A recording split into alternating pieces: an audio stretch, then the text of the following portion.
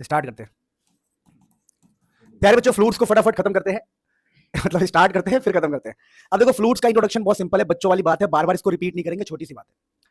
Introduction क्या है देखना इसका ध्यान से, लिखा हुआ है रुक जाओ यार, ये कैमरा टेढ़ा हो गया है, कौन चढ़ा था इसके ऊपर?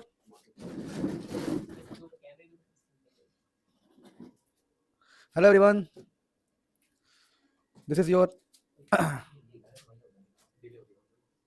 बताना नहीं है, आधे घंटे का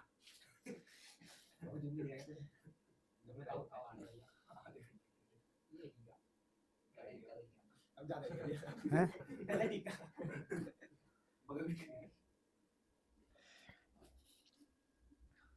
हेलो हेलो एवरीवन, शिवांश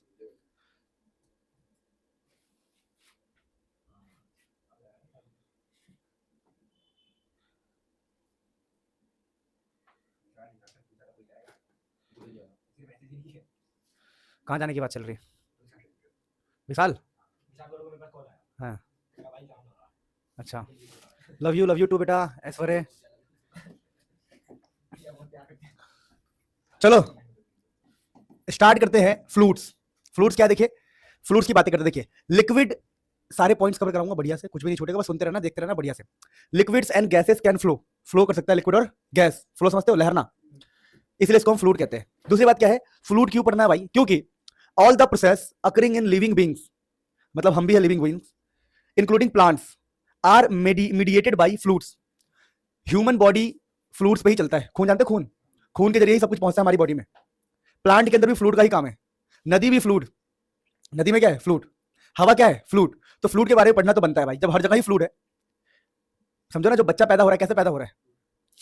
नहीं मतलब अगर लॉजिकली अगर हम बात करें तो देखा जाए तो, नहीं मैं बता रहा हूँ, अरे नहीं मेरी बात सुनो, मैंने कुछ गलत बोला है, मैं अपनी सफाई दे रहा हूँ, मैंने सही बोला है, हर जगह फ्लूइड है, तो फ्लूइड क्यों ना पढ़े? कुछ नहीं बोलना है, कुछ नहीं बोलना है मैं, चलो ध्यान दो, मैं डर गया हूँ, पता भी है तुम्हें तो including plants are mediated by fluid, यानी मीडिएटेड मतलब मीडियम, मीडिएटेड मतलब एनिमल हो, प्लांट हो, कुछ भी हो, हर जगह फ्लूइड का ही काम है। इसलिए understanding the behaviour and properties of fluids are important. इसलिए क्या है? Understanding the behaviour and properties of the fluid is important, तो काफी इंपॉर्टेंट हो जाता है। अब दोस्तों अगर हम काम की बात करें तो अगला स्लाइड हमारा क्या कहता है, इस चैप्टर को समझने के लिए हमें प्रेशर को समझना पड़ेगा। अब हमारे मन में सवाल आएगा भाई प्रेशर को क्यों समझना पड़ेगा? क्योंकि फ्लूइड से प्रेशर जनरेट होता है, फ्लूइड से, जैसे मैंने कहा कि भैया एक पाइप के अंदर फ्लूइड है, बह रहा है, तो पाइप को क्या फील हो रहा होगा? प्रेशर। क्या फील हो रहा होगा? प्रेशर। मेरी बातें समझ पा रहे? फ्लूइड क्या लगा सकता है? प्रेशर। अब यहां से हवा चली बड़ी तेज, मेरा रुमाल उड़ गया, रुमाल मतलब प्रेशर लगाया है फ्लूइड ने, तो फ्लूइड प्रेशर लगाता है, इसलिए हम फ्लूइड की स्टडी करने जा रहे हैं, हम प्रेशर की स्टडी करने जा रहे हैं। अब प्रेशर का फॉर्मूला होता है फोर्स अपन में एरिया, बचपन से हम जानते हैं। फोर्स होता है नॉर्मल फोर्स एक्टिंग, एफ का मतलब क्या? Normal force. नॉर्मल फोर्स से क्या मतलब है कि फोर्स आपको ऐसे लगाना है तब प्रेशर लगेगा, ये होता है नॉर्मल। ये सरफेस है, इस पे ऐसे प्रेशर लगाना है, ऐसा नहीं कि प्रेशर ऐसे लगा रहे, नहीं, ऐसे प्रेशर लगाऊंगा तो फोर्स ऐसे लग सकता है क्या? मतलब अगर फोर्स ऐसे लगाएंगे तो प्रेशर जनरेट हो रहा है क्या? नहीं, ऐसे नहीं करना है, कैसे करना है? ऐसे। तो normal force acting divided by surface area, तो फोर्स अपन में एरिया हमारा प्रेशर होता है, इसका ऐसा यूनिट न्यूटन मीटर स्क्वायर या फिर पास्कल कहते हैं, ऐसा यूनिट। अब दोस्तों एप्लीकेशन क्या है इस फॉर्मूले का? एप्लीकेशन क्या है? बहुत सिंपल सा एप्लीकेशन है, अगर कहीं पर एरिया कम होगा तो प्रेशर क्या होगा? ज्यादा। इसीलिए कील हो, इंजेक्शन हो, आगे से या पेन, आगे से क्या होता है? नुकीला। आगे से क्या होता है? आगे से नुकीला रखने से एरिया कम होगा, और एरिया कम होने से कील में प्रेशर ज्यादा लगेगा, तो कील घुस जाएगा दीवार में, लकड़ी में। इंजेक्शन को बहुत पतला रखते हैं, आगे से एरिया कम रखते हैं, एरिया कम होने से प्रेशर ज्यादा होगा, तो इंजेक्शन लगाना आसान होगा। नहीं समझ रही बात को? किसी बंदे में इस पेन को घुसाओ तुम, और बहुत तेजी से उसको दर्द होगा, क्या होगा? और घुसने में उसको फील होगा कुछ घुस रहा है, लेकिन हाँ, लेकिन अगर इंजेक्शन डालोगे, खुश, घुस गया, क्या हो गया? मेरी बातें समझे? तो इंजेक्शन तुरंत क्यों घुस जाता है? क्योंकि एरिया कम है, प्रेशर क्या है? ज्यादा। तो एप्लीकेशन क्या है? हैमर ऑन नेल, नेल समझते हो? नेल यानी कील, कील स्पेलिंग सही है? पता नहीं भाई। तो हथौड़ा ऑन कील, ठीक है। Doctor use syringes, doctor syringes का यूज करता है, इंजेक्शन का यूज करता है, एरिया कम रखता है इसका ताकि प्रेशर क्या हो? ज्यादा।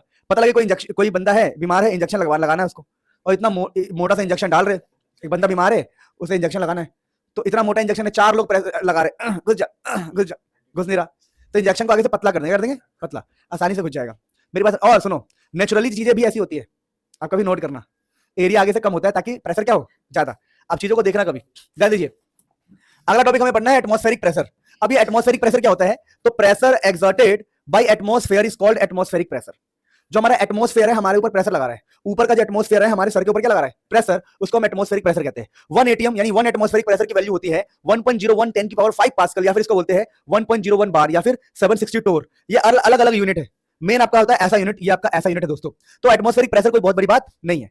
अब एक ध्यान रखिएगा, छोटी सी बात क्या लिखा हुआ है, एट एनी डेप्थ, क्या लिखा है, at any depth below the surface of the fluid, जिसकी डेंसिटी, अब मैं समझा रहा हूं, देखो मान लो हमारे पास यहां पर पूरे में लिक्विड भरा हुआ है और ऊपर है हवा, क्या ऊपर, तो यहां पर जो प्रेशर होगा वो एटमॉस्फेयर का होगा, उसको बोलेंगे pressure of atmosphere, P into A नहीं है, P है। अब मान लो कोई बंदा यहां पे खड़ा है, यहां पे, तो ऊपर देखो हवा का प्रेशर और ये लिक्विड है, क्या है, मैं समझा रहा हूं, देखो मैं वो समझा रहा हूं, मान लो कि एक समुद्र के अंदर, ये समुद्र है, यहां पर एक बंदा खड़ा है, तो उसको प्रेशर लगेगा, एक तो प्रेशर होगा इस लिक्विड की वजह से, किसकी वजह से, ये प्रेशर एक तो लिक्विड की वजह से होगा और दूसरा होगा ऊपर के हवा की वजह से, ऊपर की। तो ये तो यही कहा गया है कि अगर एट एनी डेप्थ, अगर कोई डेप्थ है below the surface of fluid, surface below the surface of fluid के नीचे, ऑफ डेंसिटी रो, अगर उसकी डेंसिटी है रो, रो मींस डेंसिटी, फ्लूइड की डेंसिटी है रो, तो हाइड्रोस्टैटिक प्रेशर P होगा। प्रेशर क्या होगा बताओ, P, यानी यहां का प्रेशर को हम P बोल रहे हैं, प्रेशर क्या है P, तो ये जो P है प्रेशर वो होता है P एटमॉस्फेयर, मतलब कितना ऊपर से लग रहा है एटमॉस्फेयर का, प्लस कितना हाइट है, एच रो जी, एच रो। अगर आपको समझ नहीं आया तो मैं आपको समझा रहा हूं, ध्यान से देखिएगा कि भैया देखो, अगर कोई बंदा यहां लिक्विड के अंदर यहां खड़ा है, तो ये तो लिक्विड का प्रेशर होगा, लिक्विड प्रेशर लगाएगा, तो लिक्विड का प्रेशर होता है एच रो जी, कितना होता है एच इंटू डेंसिटी, मतलब कितना हाइट है, कितना लिक्विड का डेंसिटी, कितना ग्रेविटी है, प्लस एटमॉस्फेयर भी प्रेशर लगा रहा होगा, वो भी तो लगेगा नीचे, तो एटमॉस्फेयर को ऐड कर देंगे, तो ये जो निकल के आएगा इसी को बोलते हैं हम टोटल प्रेशर। क्या ये टोटल प्रेशर, यानी किसी बंदे पर पानी के अंदर कितना प्रेशर लगेगा उसका फॉर्मूला ये होता है, hydrostatic pressure, total pressure is equal to atmosphere का pressure plus density of liquid plus G gravity 9.8 into में हाइट। तो अब देखो इसको बोलते हैं हाइड्रोस्टैटिक प्रेशर। अब देखो ध्यान से, अगर मैं पीए को इधर लाके माइनस कर दूं, पी माइनस पीए कर दूं, इसको बोलते हैं गॉज प्रेशर। तो गॉज प्रेशर क्या होता है, एच रो जी। गॉज प्रेशर क्या होता है, अब मैं आपको बता दूं, आमतौर पर कभी भी ये डेरिवेशन आपको देखने को नहीं मिलता है, ये डेरिवेशन देखने को नहीं मिलता है। जो जो डेरिवेशन मुझे करानी है मैं कराऊंगा आपको सब, देखो पूरे 48-50 जितने भी पेज का ये नोट्स है, टेंशन मत, तो सब कुछ कराया है, जो करवा रहा हूं वही इंपॉर्टेंट है एग्जाम के लिए। तो ये आपको ध्यान रखना है कि किसी भी हाइट पर, किसी भी एच हाइट पर, अगर मुझे यहां तो एटमॉस्फेरिक का प्रेशर होगा पीए, प्लस हाइट के बेस पे प्रेशर क्या होगा, रो जी एच। तो सिंपल है, अगर किसी भी नीचे प्रेशर निकालना है तो एटमॉस्फेरिक प्रेशर प्लस रो जी एच। अगर कहीं पर एटमॉस्फेयर नहीं हुआ, मैं कहता हूं कि भैया ऊपर कोई एटमॉस्फेयर नहीं है, तो ये वाला प्रेशर हट जाएगा यहां से, तब प्रेशर का फॉर्मूला क्या होता है, रो जी एच। यानी लिक्विड की वजह से प्रेशर का फॉर्मूला कितना है बताओ, रो जी एच। तो ये आपको ध्यान रखना है, बहुत ही सिंपल सा टॉपिक है दोस्तों, कोई बहुत बड़ी बात नहीं है। अब मित्रों, अब मेरे प्यारे बच्चों, मेरे सुंदर बच्चों, गॉज प्रेशर मैंने आपको करवा दिया, इसका डेफिनेशन आप देख सकते हो, the difference between hydrostatic pressure and atmospheric pressure, P minus PA. समझ पा रहे हो, तो बहुत ही सिंपल सी चीज है, कोई डरने वाली बात नहीं है। अब दोस्तों एक पास्कल लॉ की बात हम करते हैं। पास्कल लॉ खुलेआम चिल्ला रहा है या चिल्ला रहे हैं, तमीज से बात करना चाहिए। तो पास्कल लॉ क्या चिल्ला रहे हैं, देखिए ध्यान से, इन इनक्लोज लिक्विड, इनक्लोज का मतलब होता है जो पूरी तरह पैक हो। अगर कोई लिक्विड है जो पूरी तरह पैक है, मतलब इस लिक्विड को हमने भर रखा है, गुब्बारे में भर रखा है, तो if pressure is increase at any one point, अगर हम यहां पर प्रेशर बढ़ा देंगे गुब्बारे में एक जगह प्रेशर बढ़ा दोगे, तो if pressure is increase at any one point, point है ये पॉइंट, एनी वन पार्ट बोलते हैं, एनी वन पार्ट भी हो सकता है, पॉइंट भी हो सकता है। If pressure is increase at any one part of the liquid, this change in pressure is transmitted undiminished to all other part of the liquid. क्या मतलब है अनडिमिनिश्ड का मतलब बिना गायब हुए, बिना कम हुए, इसका मतलब बिना कम हुए। क्या मतलब है इसका, बिना कम। अगर कहीं पर लिक्विड रखा हुआ है दोस्तों और तुमने एक जगह पर प्रेशर लगा दिया, तो प्रेशर ट्रांसमिट हो जाएगा, ट्रांसमिट मतलब फैल जाएगा हर जगह। तो अगर कहीं भी एक जगह छुएंगे तो प्रेशर फैल जाएगा हर जगह, और प्रेशर की वैल्यू कम नहीं होगी, सेम प्रेशर हर जगह फैलेगा। नहीं समझे, यानी लिक्विड में अगर आप कहीं भी एक जगह प्रेशर लगाओगे तो, अरे कितना आसान तो है, गुब्बारे में एक जगह छुओगे तो हर जगह थरथर नहीं कांपेगा वो। अरे बुद्धू वाली बातें करते हो यार तुम, सुन रही है, नहीं कह रहे कि हो गया आगे बढ़ो। अब देखो एप्लीकेशन ऑफ पास्कल लॉ, इसकी डेरिवेशन आपको लास्ट में कराऊंगा, बहुत सिंपल है। एप्लीकेशन ऑफ पास्कल लॉ में होता है hydraulic lift and hydraulic brake. फिर भी मैं आपको यहां पर समझा रहा हूं, बाकी चीजें हम बाद में करेंगे। देखिए हाइड्रोलिक लिफ्ट क्या होता है, देखिए मान लो आपने क्या किया, इसमें लिक्विड भर दिया, पूरे में लिक्विड भर दिया, ठीक है। अब देखो लिक्विड भर दिया, अब सोचो यहां पर कार खड़ी है, कार सुनो, यहां पर कार खड़ी है, क्या खड़ी है, कार, और तुम चाहते हो कार उठ जाए, कार क्या हो जाए, तो तुम यहां अपने पैर से प्रेशर लगाओगे, वही वो प्रेशर उस, और पास्कल लॉ कहता है जब आप किसी इसमें लिक्विड भरी हुई है, देखो ध्यान से, अब इसके बारे में बाद में बात करेंगे डिटेल में। अरे यार मैं ले रहा हूं, नीला आ नहीं रहा, नीला यार, अब नीला, इसमें लिक्विड भरा हुआ है दोस्तों, ठीक है। अब तुम चाहते हो कार उठ जाए, तो आप यहां पर प्रेशर लगाओगे ना, तो प्रेशर ट्रांसमिट हो जाएगा, और ट्रांसमिट होने की वजह से ये आसानी से उठ जाता है। इसका पूरा कॉन्सेप्ट मैंने लास्ट में लिया, बताऊंगा, अभी बस हम थियरी और अच्छे से बातें कर रहे हैं। तो हाइड्रोलिक लिफ्ट क्या होता है, हम कहीं पर प्रेशर लगाते हैं अपने पैर से, और पास्कल लॉ कहता है अगर तुम कहीं पर भी टच करोगे तो प्रेशर आगे बढ़ जाए, फैल जाएगा, ट्रांसमिट हो जाएगा, तो वही प्रेशर वहां जाएगा और ये कार उठ जाएगा। इसको हाइड्रोलिक लिफ्ट कहते हैं। वैसे एक हाइड्रोलिक ब्रेक होता है। हाइड्रोलिक ब्रेक में क्या होता है समझा रहा हूं, देखो ध्यान से, बड़ा आसान होता है, आगे मैं डिटेल में बताऊंगा इसके बारे में, टेंशन मत लेना, डिटेल्ड में इसके बारे में बातें करेंगे। चलो अभी बातें कर लेते हैं, अगर हमारे पास स्लाइड्स है तो, लेकिन वही ना स्लाइड ढूंढना पड़ेगा, लास्ट में कर रखा मैंने, लास्ट में कर लेंगे ना, अभी मूड खराब हो जाएगा। थ्योरी अच्छे से करते हैं, डेरिवेशन वाली पार्ट हम करेंगे, बढ़िया से वेट करो। अब देखो ये जो हाइड्रोलिक ब्रेक है कैसे काम करता है समझा रहा हूं हल्का सा, देखो मान लो ये एक पाइप है, इस पाइप में लिक्विड भरा हुआ है, और यहां से तुमने लीवर सिस्टम करके यहां से पैडल बना रखा है, पैडल। अब तुम यहां पर पैर रखोगे, पैर रखने से क्या होगा, ये जो लिक्विड है लिक्विड उस पर प्रेशर फील होगा, पैर दबाने से लिक्विड पे भी प्रेशर फील होगा। यही लिक्विड आगे चल के, ये लिक्विड आगे चल के ना ऐसे ऐसे समझना ध्यान से, ये लिक्विड आगे चल के इस टायर में आ जाएगी। यहाँ पे समझा रहा हूँ, बहुत ईजी है, आगे समझ में आएगा। इसका डायग्राम ऐसे बना हुआ है, मैं अभी बता रहा हूँ, छोड़ो इसको, जब पढ़ाएंगे तो पढ़ाएंगे, अभी भूल जाओ। एप्लीकेशन ऑफ पास्कल लॉ क्या है, hydraulic lift and hydraulic brake, last में मैंने कराया, टेंशन बिल्कुल मत लेना। अब दोस्तों आगे हम बढ़ते फटाफट। हाइड्रोलिक लिफ्ट, ये रहा, हाँ तो मैंने अरेंज करवा दिया होगा, चलो। हाइड्रोलिक मैकेनिक्स यानी हाइड्रोलिक लिफ्ट की बात कर रहे हैं, तो hydraulic lift work on the principle of Pascal law, used to lift the heavy loads, loads को उठाने में काम आता है। फिर हमने लिया एक पिस्टन, आगे देखो, ये रहा, देखो डायग्राम देख लो यहाँ पे, ये रहा, यहीं पर आ गया, चलो किस्मत अच्छी है, मैं सोचा था कि आगे वाले पेज पे होगा, मिल गया यहीं पे, ध्यान दो। तो यहाँ पर लेट वेट वाली बात बाद में करते हैं, मैं सिंपल बता दूं। देखो हमने माना कि यहाँ पर एक पिस्टन है, ठीक है, यहाँ पर एक पिस्टन है जिसका एरिया है ये, क्या एरिया, ए, और यहाँ भी एक पिस्टन है। पिस्टन समझते हैं, पिस्टन, पिस्टन जो पिचकारी में लगा होता है, जो ऊपर नीचे मूव कर सकता है, पिचकारी में जो लगा होता है उसको पिस्टन कहते हैं। यहाँ पर एक पिस्टन है, यहाँ पर भी एक पिस्टन है। अब यहाँ पर हमने एक फोर्स लगाया F1, तो प्रेशर होगा फोर्स अपॉन में एरिया F1A, और यहाँ पर जो, अब देखो अगर हम यहाँ पर फोर्स लगाएंगे तो लिक्विड का जो प्रेशर है, लिक्विड का प्रेशर वो यहाँ पहुंच जाएगा, नहीं समझे, प्रेशर ट्रांसमिट हो जाएगा। तो यहाँ पर जो प्रेशर होगा वो होगा F2 अपॉन में कैपिटल है, F2 अपॉन में कैपिटल है। हमें पता है उन्होंने बोला है पास्कल लॉ कि प्रेशर दोनों का इक्वल होगा, तो P1 इक्वल टू P2 होगा दोस्तों। तो यहाँ का जो F1A है हमारा, वही होगा F2A के बराबर दोस्तों। तो यहाँ से हम F2 निकालते हैं, F2, तो हमारा F2 जो आएगा ना, F2 मतलब यहाँ का जो फोर्स जो लोड पे लग रहा है, यहाँ पर गाड़ी है, गाड़ी है, बॉक्स है, उसके ऊपर जो फोर्स लग रहा है वो F2 है। तो F2 का फॉर्मुला आएगा F1/A इंटू में। अब ईमानदारी से देखो, ईमानदारी से, अगर आप ईमानदारी से देखोगे ना, ईमानदारी से, तो हमने यहाँ पर लिया है बड़ा एरिया लिया है, यहाँ का एरिया हम बड़ा लेते हैं, यहाँ का एरिया लेते हैं हम छोटा। तो हम कहते हैं यहाँ पर जो हमारा कैपिटल ए है, कैपिटल ए हम काफी बड़ा लेते हैं, तो कैपिटल ए बड़ा लेने की वजह से हमारा F2 भी बड़ा आता है।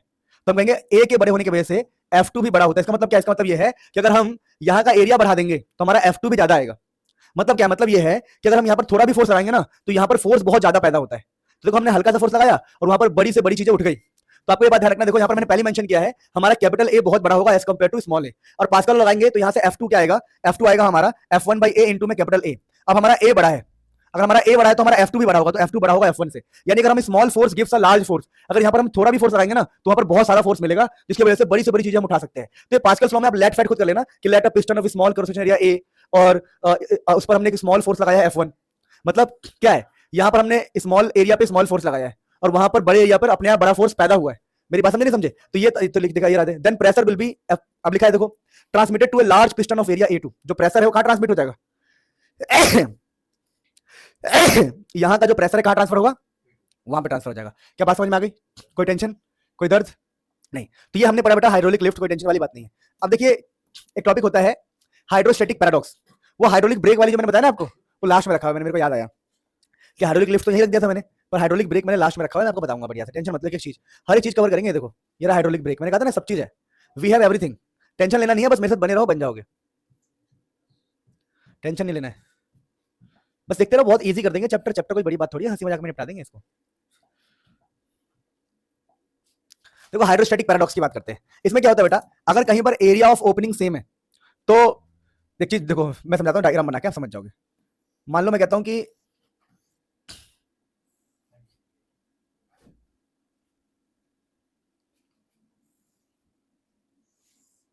देखो मैं कहता हूं कि हमारे पास 3 डायग्राम है, ठीक है, 3 डायग्राम है, और मैंने इसमें पानी भर दिया है, इसमें भी पानी भर दिया है, और इसमें भी पानी भर दिया पूरे में, बताओ, और इन सबके एरिया ऑफ ओपनिंग मान लो सेम है, ये सबका एरिया ऑफ ओपनिंग सेम है, बताओ।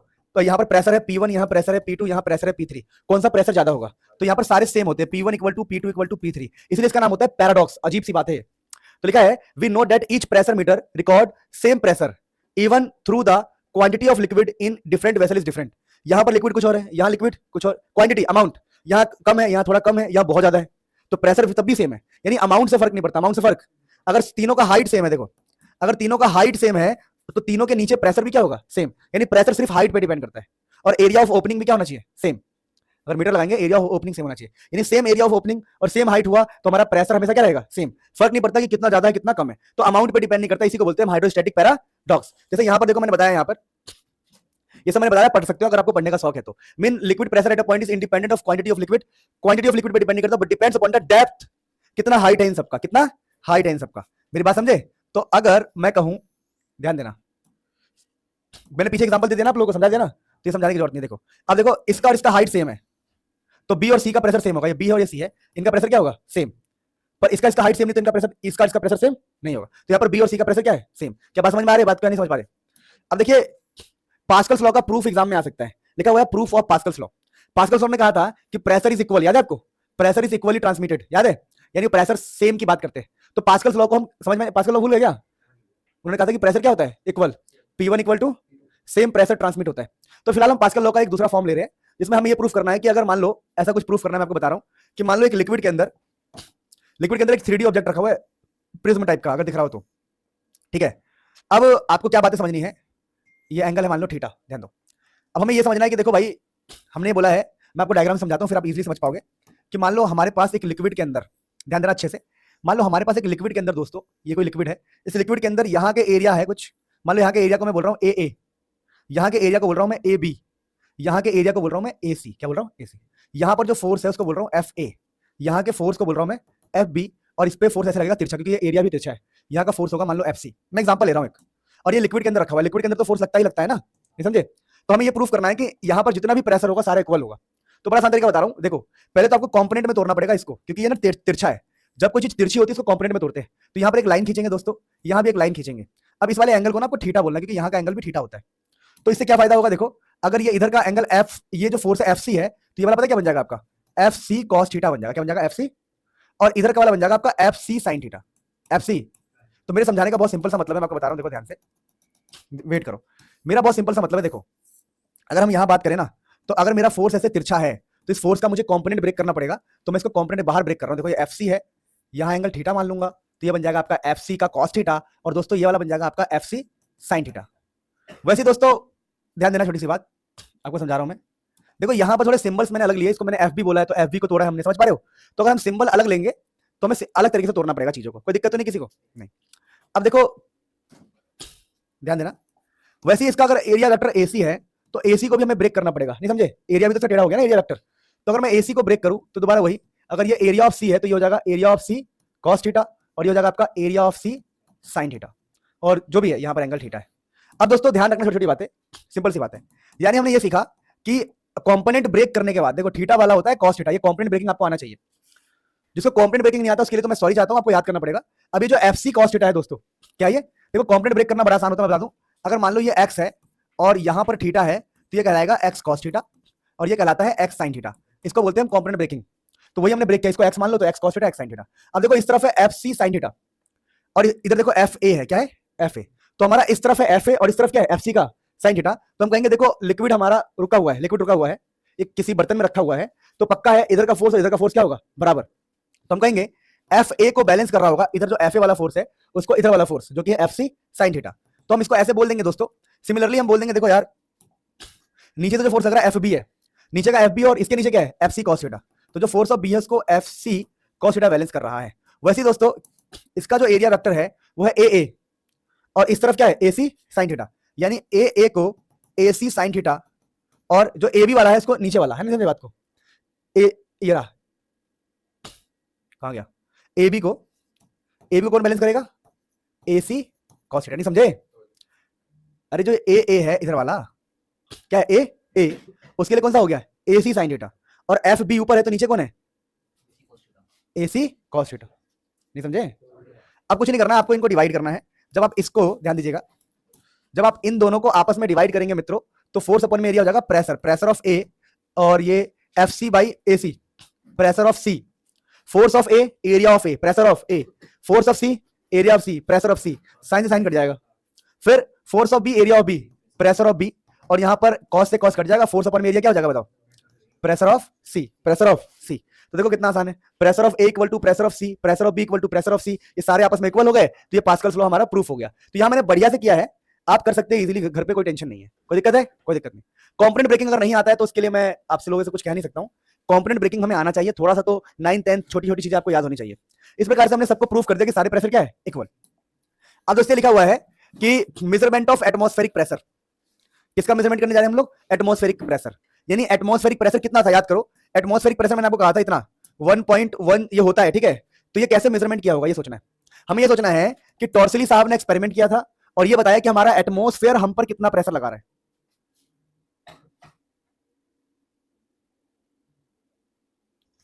हेलो,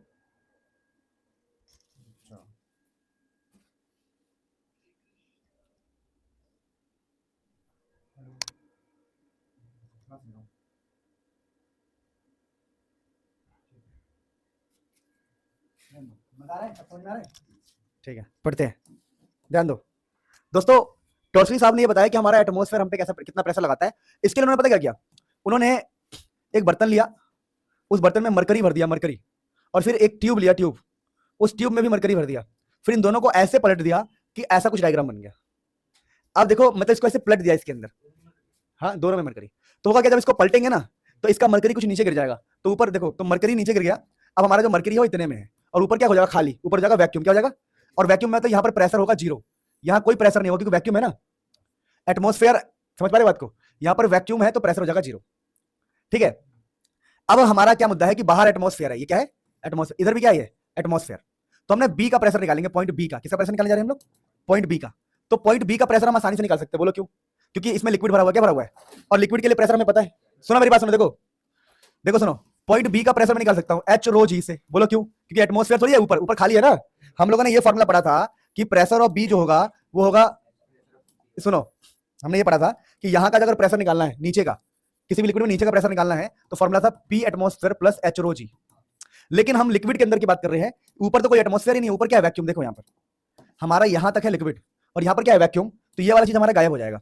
तो इस प्रकार से हमारा प्रेशर यहाँ का मिल जाएगा पॉइंट बी का, तो हम लिख रहे हैं प्रेशर ऑफ पॉइंट बी निकाल लेंगे एच रो जी से।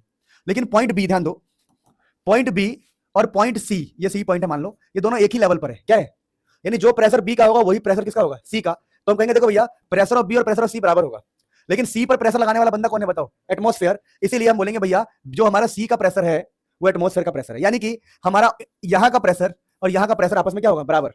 तो हम यहाँ का प्रेशर इसलिए निकाल सकते हैं एच रो जी से। तो बोले देखो भैया प्रेशर ऑफ बी क्या होगा, एच रो जी, एच रो जी क्या होगा, तो जो एच रो जी है वही प्रेशर ऑफ बी है, वही एटमॉस्फेयर का प्रेशर है। यानी कि ये जो हाइट वाला प्रेशर है वो बी का प्रेशर है, और जो बी का प्रेशर होगा वही एटमॉस्फेयर का प्रेशर होगा, क्योंकि दोनों सेम लेवल पे। तो इस प्रकार से हम वैल्यू पुट करेंगे ना, तो हमारा कुल मिला के हम कहेंगे देखो भैया pressure of atmosphere pressure of B के बराबर होगा, और प्रेशर ऑफ बी होगा एच रो जी, तो एच रो जी ही हमारा एटमॉस्फेरिक प्रेशर होगा, तो एच रो जी ही हमारा एटमॉस्फेरिक प्रेशर होगा, यानी एटमॉस्फेरिक का प्रेशर हो गया एच रो जी। अब हाइट हम पुट कर देंगे, हाइट तो स्केल से नाम के पुट कर देंगे कि कितने में लिक्विड है, हाइट स्केल से नाप लेंगे। डेंसिटी की वैल्यू हम पता कर लेंगे, डेंसिटी की वैल्यू पता होती है सबको, किताब में एग्जाम में दिया होता है, और जी की वैल्यू पुट कर देंगे तो आंसर हमें याद हो गया कि एटमॉस्फेरिक प्रेशर होता है 1.01 10 की पावर 5 पास्कल, यानी एटमॉस्फेरिक प्रेशर निकाला टॉर्सली साहब ने एक्सपेरिमेंट करके। अब मित्रों इस चैप्टर के अंदर अगला हमारा कुछ बेसिक बेसिक बातें हमें समझना है कि ये जो एटमॉस्फेरिक प्रेशर है वो किसके बराबर निकला हमारा, तो वो था 76 सेंटीमीटर हाइट थी उसकी मरकरी की, ये जो हाइट थी ना 76 सेंटीमीटर थी, नहीं समझ मेरी बात को। तो एटमॉस्फेरिक प्रेशर किसके बराबर होता है, 76 सेंटीमीटर मरकरी के हाइट के बराबर, यानी कि this 76 centimetre of Hg column pressure, ये एटमॉस्फेयर, देखो जो 76 सेंटीमीटर का मरकरी कॉलम का प्रेशर है और atmosphere exert the same pressure, यानी एटमॉस्फेयर का प्रेशर और 76 सेंटीमीटर के मरकरी का प्रेशर दोनों क्या होता है, सेम होता है। तो समझे मेरी बात को, तो हाइट कितनी थी 76 सेंटीमीटर, बड़ा आसान तरीका था नापने का कि मरकरी को पलट दो, जो मरकरी का प्रेशर होगा वही एटमॉस्फेयर का प्रेशर होगा, क्योंकि दोनों सेम लेवल पे। समझे मेरी बात को। अब दोस्तों इस चैप्टर में अगला होता है हमारा सिंपल सिंपल टॉपिक, टॉपिक का नाम है फ्लूइड इन मोशन।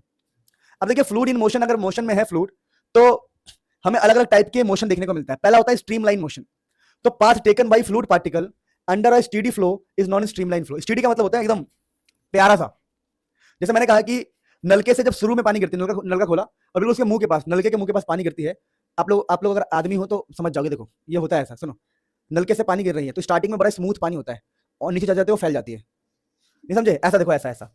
तो स्टार्टिंग में स्मूथ पानी है, तो जो स्मूथ वाला है इसको स्ट्रीमलाइन फ्लो बोलते हैं, ठीक है, क्या बोलते हैं, स्ट्रीमलाइन फ्लो।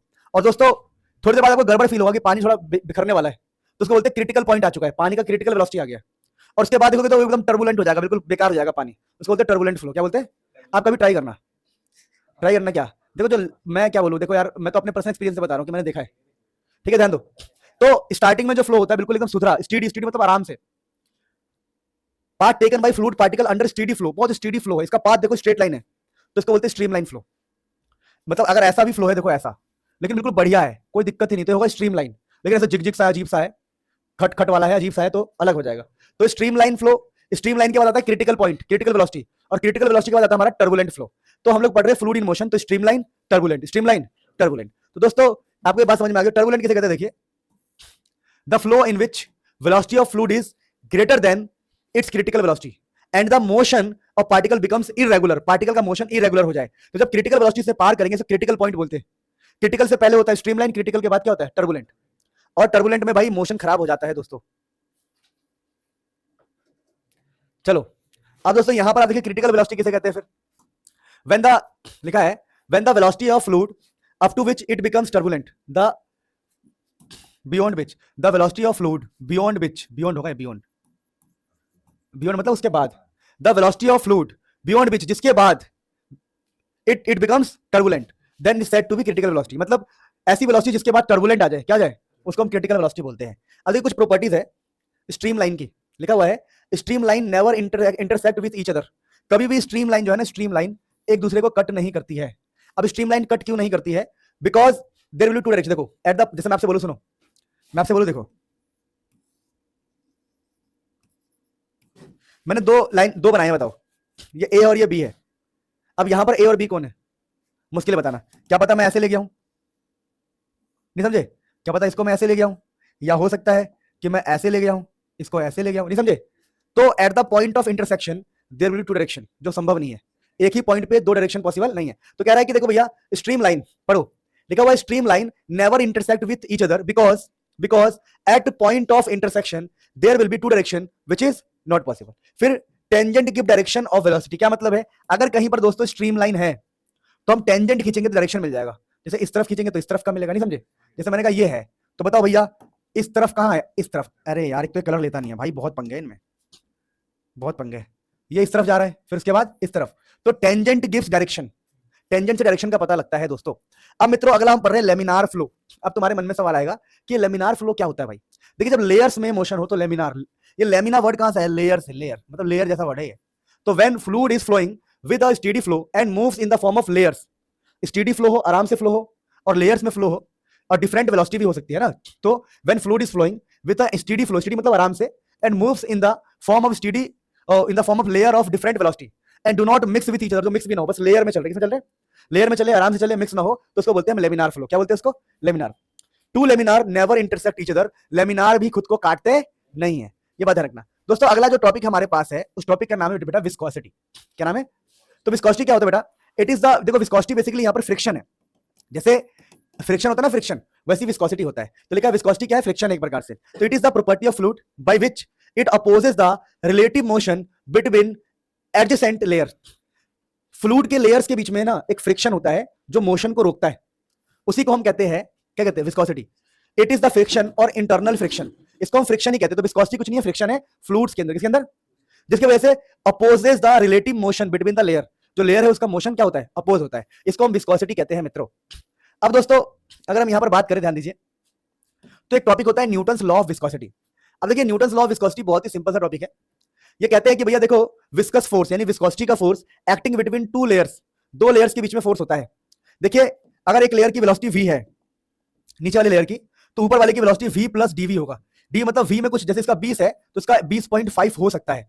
क्यों हो सकता है? क्योंकि फ्रिक्शन होता है। क्या होता है? फ्रिक्शन। ऊपर वाले आसानी से निकल जाएंगे, नीचे वाले को जमीन पकड़ लेगा। जमीन क्या होगा?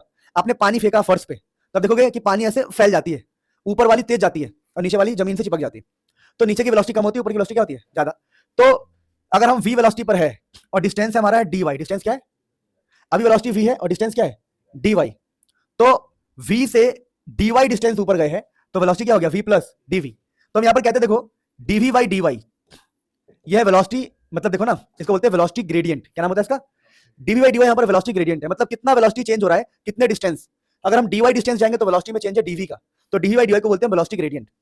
अब वेलोसिटी ग्रेडियंट है ये, तो हमने पढ़ लिया वेलोसिटी ग्रेडियंट, पहला टॉपिक खत्म कर लिया। ये पहली लेयर है, दूसरी लेयर है, दोनों में वेलोसिटी का फर्क होगा। तो हमारा न्यूटन्स लॉ क्या कहता है? न्यूटन्स लॉ कहता है viscous force acting between two layers of liquid flowing in stream line. Stream line में दो लिक्विड के लेयर फ्लो कर रहे हैं, तो उनके बीच का जो फोर्स होता है वो होता है फोर्स का formula -NA dv by dy, जहां पे dv का मतलब है जो एक्स्ट्रा वेलोसिटी है, dy का मतलब है दो लेयर के बीच का डिस्टेंस, और dv बाई dy को इकट्ठे बोलते हैं वेलोसिटी ग्रेडियंट। और n का मतलब पता क्या होता है? नेचर ऑफ, ये n जो है ना कोफिशिएंट ऑफ विस्कोसिटी है। क्या ये? Coefficient of viscosity, nature of viscosity नहीं, क्या नाम होता है इसका? Coefficient of viscosity. ये प्लीज नेचर ऑफ विस्कोसिटी को ना पढ़े, ये नेचर ऑफ लिक्विड पे डिपेंड करता है, नेचर ऑफ लिक्विड। ये आपका कोफिशिएंट ऑफ विस्कोसिटी है, नीटा होता है कोफिशिएंट ऑफ विस्कोसिटी, और नेचर ऑफ लिक्विड पे डिपेंड करता है। मतलब ये नेचर ऑफ लिक्विड के बारे में बताएगा। पानी है तो नीटा की वैल्यू कुछ और होगी, शहद है तो नीटा की वैल्यू कुछ और, इसको नीटा बोलते हैं, नीटा। न्यूटन साहब कहते हैं फोर्स, देखो न्यूटन ये करे, फोर्स ऑफ विस्कोसिटी एरिया पे डिपेंड करेगा, ज्यादा एरिया ज्यादा friction. Force of viscosity depend करेगा वेलोसिटी ग्रेडियंट पे, dy बाई dy पे। कंबाइन करेंगे फिर कोफिशिएंट आएगा, ये कांस्टेंट आएगा, क्या आएगा, कांस्टेंट, और ये माइनस साइन बता रहा है कि ये विस्कोसिटी है। यानी न्यूटन साहब कहते हैं कि जो फोर्स ऑफ विस्कोसिटी है वो एरिया पे डिपेंड करता है, नेचर ऑफ लिक्विड पे डिपेंड करता है। नीटा मतलब नेचर, एन मतलब क्या है, नेचर। शहद है तो फ्रिक्शन ज्यादा होगा, पानी तो फ्रिक्शन कम होगा, तो और एरिया पे भी डिपेंड करते हैं और वेलोसिटी के ग्रेडियंट पे भी डिपेंड करते हैं। तो ये न्यूटन्स लॉ ऑफ विस्कोसिटी है मित्रों। तो इस प्रकार से हमने आधा चैप्टर पढ़ लिया, बहुत फास्ट पढ़ा है। तुम नोट्स कंप्लीट करोगे कल तक, आज ही रात को कंप्लीट करोगे तुम? हाँ भेज रहा हूँ अभी, किसी को दिक्कत तो नहीं है? अरे इससे पढ़ रहे हैं तो फास्ट है, घर पे जाकर सब लिख लेना, ठीक है। So this is the end, Newton's law of viscosity पढ़ लिया था हमने, है ना दोस्तों। स्टार्ट करते हैं।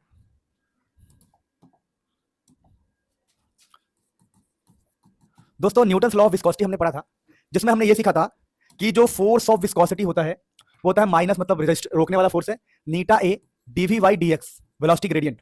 तो ये हमारा न्यूटन्स लॉ ऑफ विस्कोसिटी हमने खत्म कर लिया। अब दोस्तों अगले टॉपिक्स को पढ़ने के लिए हमें आर्किमेडिक्स के प्रिंसिपल को समझना पड़ेगा और फोर्स ऑफ बायोंसी को समझना पड़ेगा।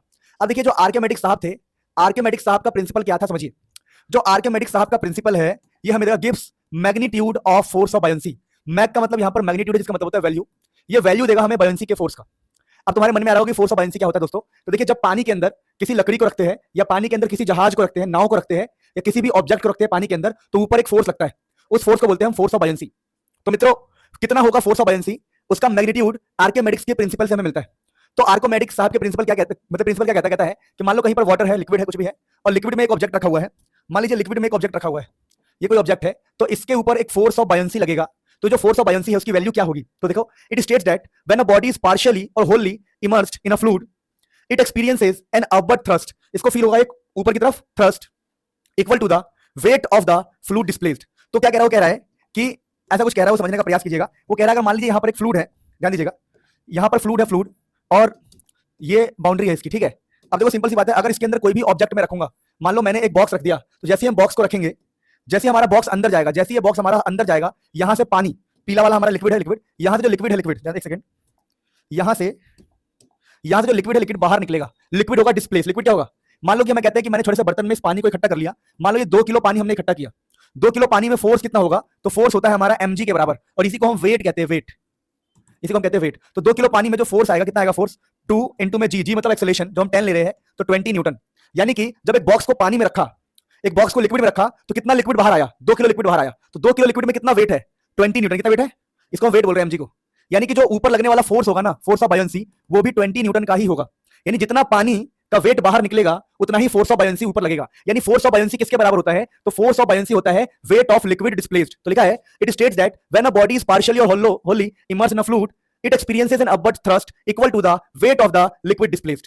यानी कि अगर हम किसी लिक्विड को अंदर ऐसे पानी में डालेंगे, तो जितना पानी बाहर निकलेगा, वो जितना उसका वेट होगा उतना ही फोर्स ऊपर लगेगा, उसको बोलेंगे फोर्स ऑफ बायोंसी। तो बेटा फोर्स ऑफ बायोंसी का मैथमेटिकली मतलब होता है, एफबी का मतलब है force of buoyancy weight of liquid displaced के बराबर होता है। अब देखिए फोर्स ऑफ बायोंसी का फॉर्मूला क्या होगा, देखो फोर्स सिंपल है, फोर्स होता है mass into G, M into G. तो वेट ऑफ लिक्विड डिस्प्लेस्ड, तो mass of liquid into G, M into G होगा, पर एल का मतलब यहां पर लिक्विड। तो फोर्स ऑफ बायोंसी का फॉर्मूला क्या था, देखो density of liquid, volume of body and G, G का मतलब होता है 9.8 या फिर 10 लेते हैं, ठीक है। तो यहां पर रो एल का मतलब है density of liquid, VV V मतलब है volume of displaced liquid, volume of displaced liquid which will be equal to the volume of substance. ये सब्सटेंस के वॉल्यूम के बराबर होगा, जितना वॉल्यूम पानी के अंदर है। जी का मतलब है एक्सेलरेशन ड्यू टू ग्रेविटी। तो फोर्स ऑफ बायोंसी का फॉर्मूला याद रखेंगे, क्योंकि आगे के डेरिवेशंस में ये हमारे काम आता है। अब मेरे प्यारे बच्चों, अगर मैं चैप्टर को आगे बढ़ाऊं, तो आगे आपको अगला टॉपिक जो पढ़ना है वो है स्टोक्स लॉ। अभी स्टोक्स लॉ क्या है मैं आपको समझाता हूं। देखिए अगर एक हमारे पास, मान लीजिए, ध्यान दीजिएगा, बहुत सिंपल बात है, अगर हमारे पास लिक्विड है, अगर हमारे पास लिक्विड है और उस लिक्विड के अंदर हमने एक बॉल को ऐसे डाला है, मान लीजिए, तो इस बॉल को, ये स्फेरिकल बॉडी है, इस बॉल को एक फोर्स फील होगा, उसे बोलेंगे हम फोर्स ऑफ विस्कोसिटी। क्या बोलेंगे, फोर्स ऑफ विस्कोसिटी। देखो एक बॉल जा रहा है पानी के अंदर, उसको फ्रिक्शन फील होगा कि नहीं होगा, होगा, और फ्रिक्शन फोर्स को हम विस्कोसिटी बोलते हैं। तो हमारे स्टोक्स लॉ इस फ्रिक्शन फोर्स की बात करता है। स्टोक्स लॉ क्या कह रहा है, कह रहा है when a sphere of radius r moves uniformly through a viscous liquid, अगर एक स्फीयर है जिसका रेडियस है r और एक लिक्विड के अंदर वो जा रहा है, तो एक्सपीरियंस्ड, तो then force of viscosity experienced, वहां पर उसको फोर्स ऑफ विस्कोसिटी एक्सपीरियंस होगा, और जो फोर्स ऑफ विस्कोसिटी का फॉर्मूला होगा वो होगा 6 पाई r नीटा v। r का मतलब रेडियस, v का मतलब इसकी वेलोसिटी है, v का मतलब यहां पर इसकी वेलोसिटी है दोस्तों, और यहां पर पाई का मतलब पाई है, नीटा का मतलब है कोएफिशिएंट ऑफ विस्कोसिटी। अब दोस्तों इसको कैसे किया जाता है, बोलते हैं हम फोर्स ऑफ विस्कोसिटी डिपेंड करेगा रेडियस की power a, force of viscosity depend करेगा वेलोसिटी की पावर b, और फोर्स ऑफ विस्कोसिटी नीटा की power c। Combining all we get, अगर इन सबको हम कंबाइन करते हैं तो हमें ऐसा कुछ मिलेगा कि F इक्वल टू, देखो ये जो डिपेंड का साइन है इसी जगह पर आएगा कांस्टेंट, तो force of viscosity equal to, देखो ये F इंटू V नहीं है, ये है फोर्स ऑफ विस्कोसिटी। तो फोर्स ऑफ विस्कोसिटी क्या हो गया, constant RA VV eta C। और दोस्तों इसके बाद आगे जब हम इसको सॉल्व करेंगे ना, तो K की वैल्यू हमें 6 पाई मिलेगी, एक्सपेरिमेंटल है ये, और डायमेंशन की हेल्प से हमें A B C मिलता है, आप यहां पर लिख सकते हैं यूजिंग डायमेंशन एनालिसिस। ये करके दिखाने की जरूरत नहीं है, बता सकते हो। ये करना था आपको चैप्टर 2 में, चैप्टर 1 में, यूजिंग डायमेंशन एनालिसिस। जब हम डायमेंशन का एनालाइज करेंगे तो हमें ABC1 मिलेगा, तो K की जगह 6 पाई R नीटा V। तो ये हमारा फोर्स ऑफ विस्कोसिटी का फॉर्मूला है दोस्तों, इसी को हम स्टोक्स लॉ कहते हैं। तो according to Stokes law force का फॉर्मूला क्या होता है? 6 पाई R नीटा V होता है। अब मित्रों हमारा एक टॉपिक होता है बहुत ही ज्यादा इंपॉर्टेंट, ये एग्जाम में आता है। ये टॉपिक आपका है टर्मिनल वेलोसिटी। अब देखिए टर्मिनल वेलोसिटी क्या होता है मैं आपको समझाता हूं। मान लीजिए हमारे पास, ध्यान दीजिए प्लीज, मान लीजिए हमारे पास ये स्फेरिकल बॉडी है। क्या एक स्फेरिकल बॉडी दोस्तों, और ये स्फेरिकल बॉडी जो है, स्फेरिकल बॉडी किसी मीडियम से गुजर रहा है। मान लो लिक्विड में है, किसी लिक्विड में जा रहा है, लिक्विड में, तो इसके ऊपर एक तो फोर्स लगेगा, फोर्स ऑफ विस्कोसिटी, और दूसरा फोर्स लगेगा इसके ऊपर, फोर्स ऑफ बायंसी। हमने पढ़ा ना, एक फोर्स ऑफ विस्कोसिटी, एक फोर्स ऑफ बायंसी है, और तीसरा फोर्स इसके ऊपर लगता है mg। क्या लगता है? mg। तो बेटा जब ऊपर वाले फोर्स और नीचे वाले फोर्स बराबर हो जाएंगे तो हमारा जो बॉल है बड़े कांस्टेंट स्पीड से गिरेगा, यूनिफॉर्म एक्सेलरेशन से गिरेगा। नहीं समझे मेरी बात को? देखो ऊपर का फोर्स और नीचे का फोर्स बराबर है, अब बॉल बहुत आराम से आएगा। क्यों आराम से आएगा? क्योंकि ऊपर और नीचे का फोर्स क्या हो गया? बराबर। तो दोस्तों टर्मिनल वेलोसिटी क्या होता है? जब हमारे ऊपर के दोनों force, force of buoyancy plus force of viscosity mg के बराबर हो जाए। किसके बराबर हो जाए? mg। mg मतलब वेट, यहां पर बॉडी है इसलिए mb लिख रहे हैं, मास ऑफ बॉडी इनटू में g, mass of body into में g। जब इसके बराबर हो जाएगा, समझो ये वेट है, वेट mg मतलब वेट, तो जब force of buoyancy plus force of viscosity का एडिशन वेट ऑफ बॉडी के बराबर हो जाएगा, तो उस टाइम हमारा जो बॉडी है बहुत एक यूनिफॉर्म स्पीड से गिरेगा, कांस्टेंट स्पीड से गिरेगा, उसी को हम टर्मिनल वेलोसिटी कहते हैं। टर्मिनल वेलोसिटी कैसे निकाला जाता है? बहुत सिंपल है, आप फोर्स ऑफ बायंसी का फॉर्मूला लिख दोगे, volume density of liquid volume of body into में g। याद है आपको? Density of liquid volume of body into में g। और अभी आपने विस्कोसिटी का फॉर्मूला पढ़ा है 6 पाई r नीटा v। तो यहां पर जो वेलोसिटी होगी ना, v मतलब वेलोसिटी, यहां पर देखो ये वॉल्यूम होता है, बायंसी वाले फोर्स में v का मतलब वॉल्यूम होता है, वॉल्यूम, लेकिन विस्कोसिटी वाले में v का मतलब क्या होता है? Speed, velocity. तो ये जो 6 पाई r नीटा v है ना, इसी को बोलेंगे वेलोसिटी ऑफ टर्मिनल, इसलिए इसका नाम पड़ जाएगा v तो वेलोसिटी और छोटा सा t मतलब टर्मिनल। तो दोस्तों टर्मिनल वेलोसिटी देखो लिखा हुआ है फोर्स ऑफ बायंसी का फॉर्मूला फोर्स ऑफ विस्कोसिटी। अभी दोनों मिलकर किसके बराबर हो गए? Weight of body, weight of. तो वेट का फॉर्मूला क्या होता है किसी को नहीं बता दूं? वेट का फॉर्मूला हमेशा होता है density into volume into g। देखिए वेट का फॉर्मूला होता है, मैं आपको समझा दूं, देखो हमारा जो डेंसिटी होता है ना, वो होता है मास अपन में वॉल्यूम। तो मास को पता क्या लिखते हैं? हम लिखते हैं डेंसिटी इनटू में वॉल्यूम। तो डेंसिटी इनटू वॉल्यूम हमारा मास होता है, तो यहाँ पर मास ऑफ बॉडी है इसलिए यहाँ पर लिख दिया हमने density of body volume of body. देखो मास का मतलब होता है डेंसिटी इनटू में वॉल्यूम, तो मास यहाँ पर लिखा हमने डेंसिटी इनटू वॉल्यूम, और जी की जगह पर जी लिखा।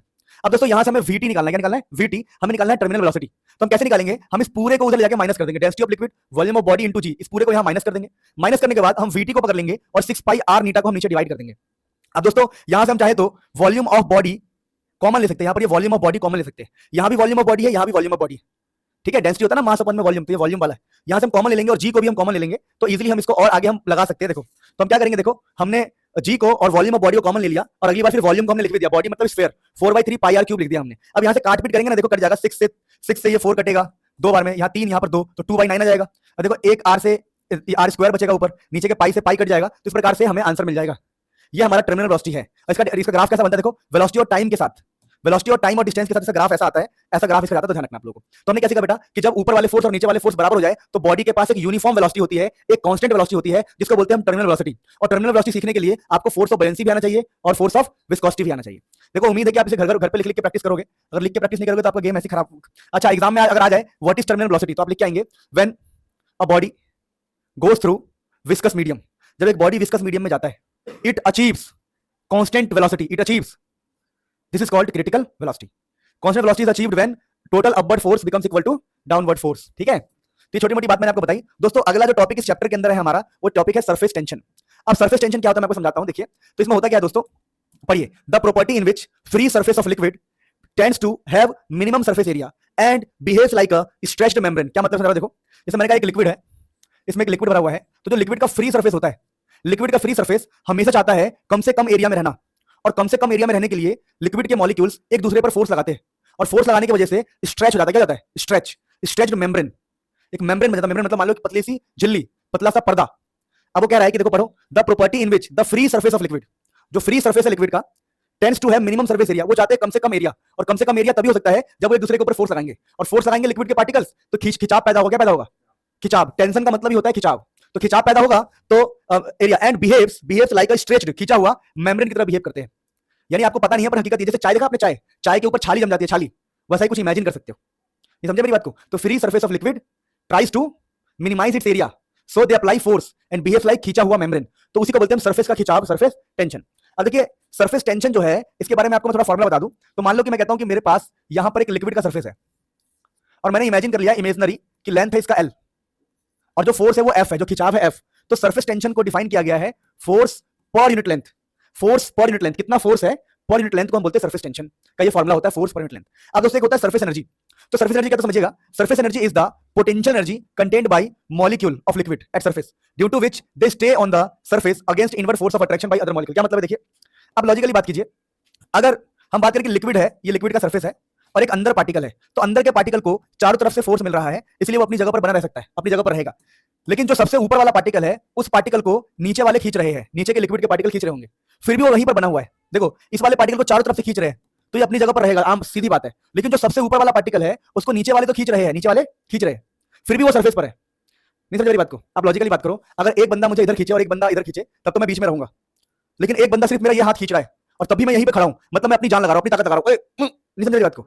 समझने वाली बात क्या है, समझो, समझो। देखो सरफेस एनर्जी क्या होता है, surface energy is the potential energy, यानी कि हमने क्या कहा, हमने कहा कि जो सरफेस है, सरफेस के पास कुछ एक्स्ट्रा एनर्जी होती है, क्या होती है, जिसकी वजह से अंदर के फोर्स से वो बच जाते हैं। नहीं समझे? देखो पढ़ो, surface energy is the potential energy contained by molecule of liquid at surface due to which they stay on the surface against inward force of attraction by other molecule। Surface वाले को सब नीचे खींच रहे हैं, तब भी वो सरफेस पर ही है, क्योंकि उसके पास कुछ एक्स्ट्रा पोटेंशियल एनर्जी है। नहीं समझ पा रहे? बहुत सिंपल भैया, देखो सरफेस पे तुम हो, तुम्हें नीचे वाले खींच रहे हैं, तभी तुम वहीं पर हो, इसका मतलब तुम्हारे पास कुछ एक्स्ट्रा ताकत है, उसी को बोलते हैं सरफेस एनर्जी।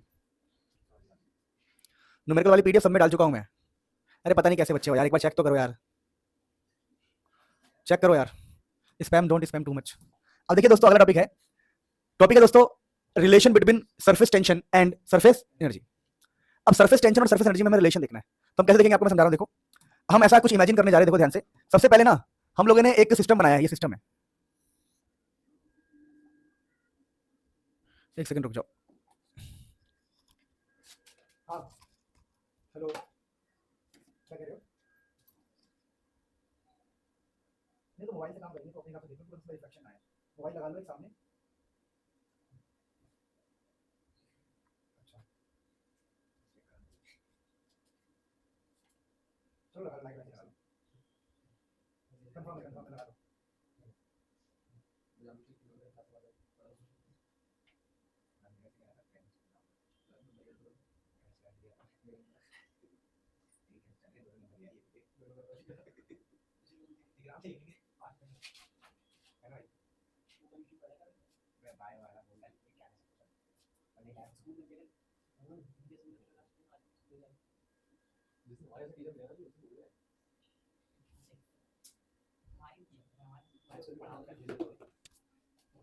चलो, सो relation between surface tension and surface energy.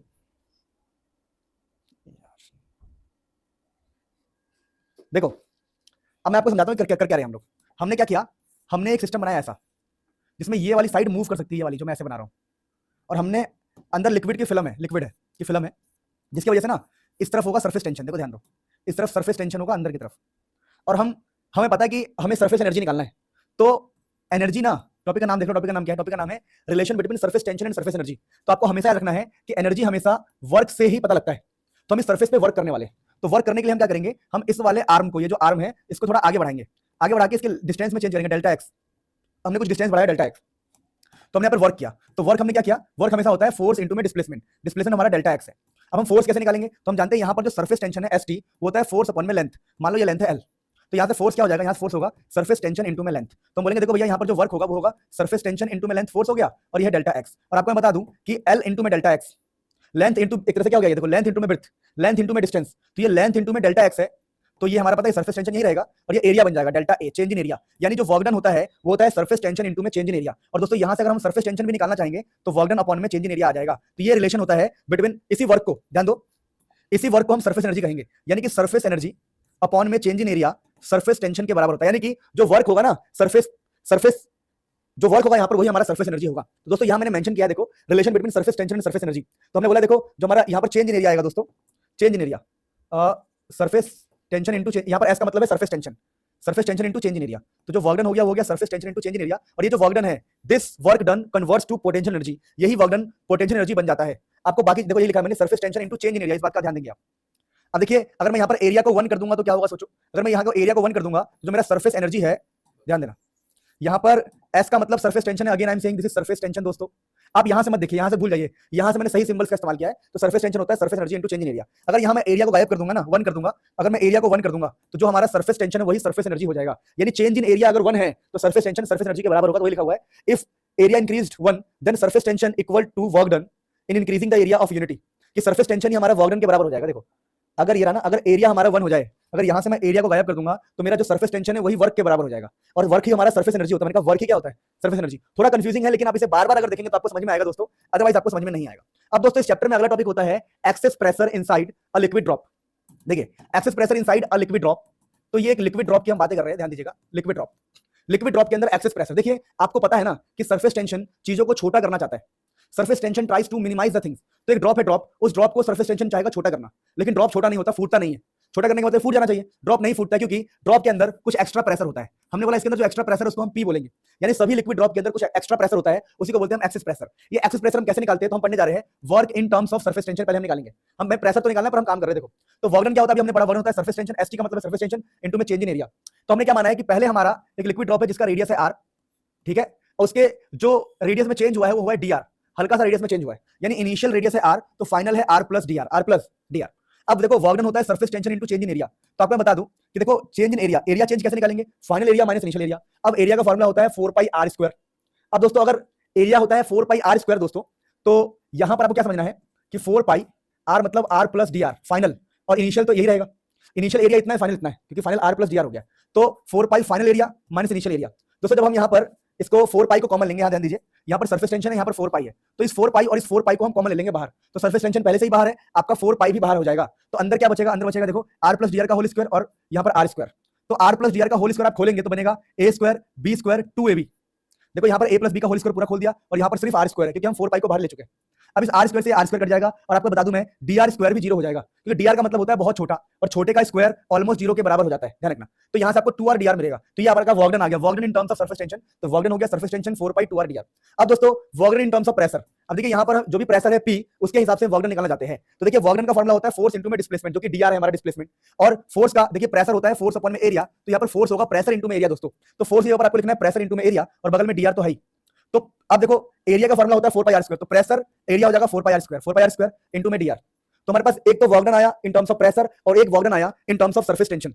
तो इस वाले वर्क डन को और इस वाले वर्क डन को हम इक्वेट कर देंगे, बोलेंगे दोनों वर्क बराबर है। तो वर्क डन को इक्वेट करने का क्या मतलब, इक्वेट करने का मतलब है दोस्तों कि सरफेस टेंशन इनटू 4 पाई 2r dr, surface tension into 4 पाई 2r dr, ये जो वर्क डन है वो बराबर होगा इस वाले के P, ये वाला देखो ये पूरा हमारा बराबर होगा। और दोस्तों जब यहां से देखो बहुत कुछ कट रहा है, अब देखेंगे तो 4 पाई से 4 पाई उड़ जाएगा, r से r उड़ जाएगा, dr से dr उड़ जाएगा, और यहां से जब हम प्रेशर निकालेंगे तो यहां बचा है देखो 2 और सरफेस टेंशन 2 इनटू में सरफेस टेंशन, यहां एक r बचेगा तो स्क्वायर था। तो यही इसका आंसर है। इसका आंसर क्या आता है देख लीजिए एक बार। तो जो प्रेशर आएगा वो आएगा एक्सेस प्रेशर आएगा 2 into surface tension by r, excess pressure.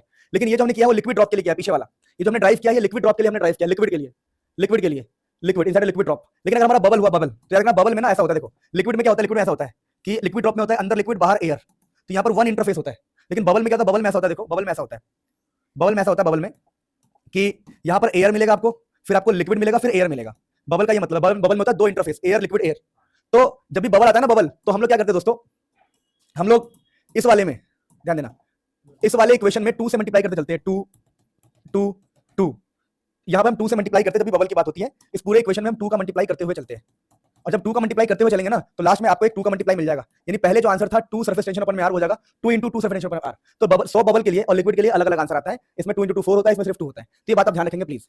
अब दोस्तों इस चैप्टर में देखो अगले टॉपिक जो हमें पढ़ना है, अगला टॉपिक हमारा बहुत ही सिंपल और बहुत ही ज्यादा इंपॉर्टेंट है, वो है आपका एंगल ऑफ कॉन्टैक्ट।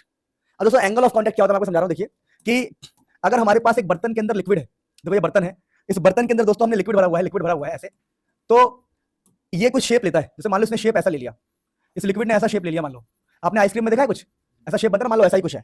तो इसके सरफेस से एक लाइन खींचेंगे जहां पे शेप बन रही है, और एक मतलब एक बार लिक्विड के सरफेस पे लाइन टेंजेंट खींचना है और एक बार बर्तन पे एक लाइन खींचनी है, तो उनके बीच का जो एंगल होता है ना उसी को बोलते हैं हम एंगल ऑफ कॉन्टैक्ट। तो लिखा हुआ है द एंगल मेड, देख लो ना कोई बात नहीं, नाप लो, नापना है तो ठीक है। The angle made inside the liquid between the tangent to the solid surface. तो सॉलिड के सरफेस और लिक्विड के सरफेस पे टेंजेंट खींचो, जो एंगल बनेगा उसी को हम एंगल ऑफ कॉन्टैक्ट कहेंगे। And it is tangent to the liquid surface at the point of contact. Definition थोड़ी कठिन है, समझ नहीं आएगी, मैं सिंपल बोल रहा हूं, कोई नहीं पूछता what is angle of contact. याद रखो बस दो टेंजेंट्स के बीच में, पहला टेंजेंट लिक्विड सरफेस पे, दूसरा सॉलिड सरफेस पे, जिस बर्तन की आप बात कर रहे हैं उनके बीच में जो एंगल बनेगा उसे बोलते हैं एंगल ऑफ कॉन्टैक्ट। जैसे देखो सिल्वर, देखो यहाँ पर हमने सिल्वर लिया हुआ है, क्या लिया हुआ है? सिल्वर। ये सिल्वर की सरफेस है और प्योर वाटर, तो सिल्वर और प्योर वाटर में एंगल ऑफ कॉन्टैक्ट 90 डिग्री बनता है। Liquid does not wet the solid, याद ना, लिक्विड से सॉलिड गीला नहीं होता है क्योंकि ये बिल्कुल सीधा लाइन होता है। ग्लास और वाटर में एंगल ऑफ कॉन्टैक्ट ऐसा होता है 90 से कम, थीटा इज लेस देन 90, ठीक है, समझे मेरी बात को? इस चक्कर में लिक्विड ऊपर चढ़ा होता है। लिक्विड का चढ़ा होता है ऊपर, लिक्विड हमेशा ऐसे चढ़ा होता है। ग्लास में कभी देखना, ग्लास में जब पानी डालोगे तो ऐसे चढ़ा हुआ मिलेगा आपको, देखना कभी ग्लास में पानी डालोगे तो ऐसा मिलेगा आपको, ऊपर चढ़ा हुआ लिक्विड, क्योंकि यहाँ पर एंगल जो बनता है वो 90 से कम बनता है। तो आपको छोटी छोटी बातें याद रखनी पड़ेगी दोस्तों, इस फैक्ट है। तो ग्लास में एंगल ऑफ कॉन्टैक्ट 90 से कम होता है। देखिए यहाँ पे लिखा हुआ है ग्लास और मरकरी, तो यहाँ पर ऐसा हो जाता है शेप, तो यहाँ पर एंगल ऑफ कॉन्टैक्ट जो है हमारा 90 से बड़ा होता है। किससे बड़ा होता है? 90 से। ये होता है शेप इसका, तो एंगल ऑफ कॉन्टैक्ट 90 से बड़ा होता है। Liquid does not wet the solid, यहाँ पर वेट होता है। यहाँ पर क्या होता है? वेट, क्योंकि देखो सॉलिड ये है हमारा, ये ग्लास का सॉलिड, तो लिक्विड ऐसे है, यहाँ पर लिक्विड ऊपर चढ़ रहा है ऊपर, तो जब लिक्विड ऊपर चढ़ता है तो वेट होता है। यहाँ भी लिक्विड ऊपर नहीं चढ़ रहा, यहाँ लिक्विड गिलास में नहीं चढ़ा है, खुद के ऊपर चढ़ गया है, तो इस वाले वेट होता है, इन सब में वेट नहीं होता है। एंगल ऑफ कॉन्टैक्ट समझ में हल्का हल्का? क्या एंगल ऑफ कॉन्टैक्ट? लिक्विड का टेंजेंट और सॉलिड का टेंजेंट के बीच का एंगल होता है एंगल ऑफ कॉन्टैक्ट। बहुत ज्यादा परेशान नहीं होना बेटा, बहुत बड़ा चैप्टर है, चीजों को हम क्या करें, अब देखो फास्टली अच्छे से करना है तो आपको मेहनत करनी होगी, मैं तो आपको समझा सकता हूँ। Everyone is clear? बहुत बढ़िया। देखिए अब यहाँ दोस्तों क्या लिखा हुआ है, पढ़िए। यहाँ लिखा हुआ है force of cohesion and adhesion. Force of cohesion and adhesion, देखिए ध्यान से यहाँ पर। तो कोहेसिव फोर्स किसे कहते हैं? तो कोहेसिव फोर्स वो होता है act between same type of molecule. जैसे मैं आपको बताऊं तो समझिएगा, जैसे यहाँ पर एक लिक्विड का मॉलिक्यूल है और ये भी लिक्विड का मॉलिक्यूल है, तो इनके बीच का जो फोर्स होगा उसको कोहेसिव बोलेंगे। लेकिन यहाँ पर आप देखेंगे, यहाँ पर आप देखना ध्यान से, बहुत ध्यान से देखना, बहुत ध्यान से। तो यहाँ पर एक तो ग्लास का मॉलिक्यूल है, दूसरा लिक्विड का मॉलिक्यूल है। देखिए आप ध्यान से समझिए, ध्यान से। ये मैंने लिया है ग्लास का सरफेस, ये जो ब्लैक वाला है ना, ये जो बना रहा हूं मैं, ये है ग्लास, हमारा बर्तन है ग्लास, और अंदर हमने भरा हुआ है पानी, वाटर। तो वाटर वाटर के बीच में फोर्स है कोहेसिव, क्योंकि सेम मॉलिक्यूल है। लेकिन यहाँ पर देखो, यहाँ पर ये तो ग्लास का मॉलिक्यूल और ये किसका है? वाटर का। तो कोहेसिव फोर्स होता है सेम टाइप के मॉलिक्यूल में, और एडहेसिव फोर्स होता है डिफरेंट टाइप ऑफ मॉलिक्यूल में। तो डिफरेंट टाइप ऑफ मॉलिक्यूल में एडहेसिव फोर्स होता है।